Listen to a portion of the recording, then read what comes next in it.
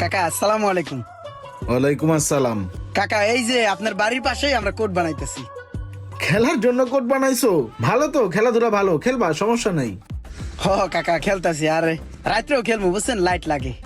হ্যাঁ হ্যাঁ, রাত্রে দিনে সব সময় খেলবা, সময় নষ্ট করবা না, ঠিক আছে? দেখছোস কাকা কত ভালো। কাকা ওই যে কারেন্টের লাইনটা আপনার বাসার তো নিমুনে, হ্যাঁ কারেন্ট নিবি আমার বাড়িতে? হ্যাঁ, ফেসলে পেছুত নি তোর বাড়ির সম্পত্তি নেই যে তুই আমার বাড়িতে কারেন্ট নিবি? হ্যাঁ, কারণ কি মগের মূল্য নাকি? কয়টা বিলায় মাস শেষে হিসাব আছে? না হলে এক করে দিবা, যাও।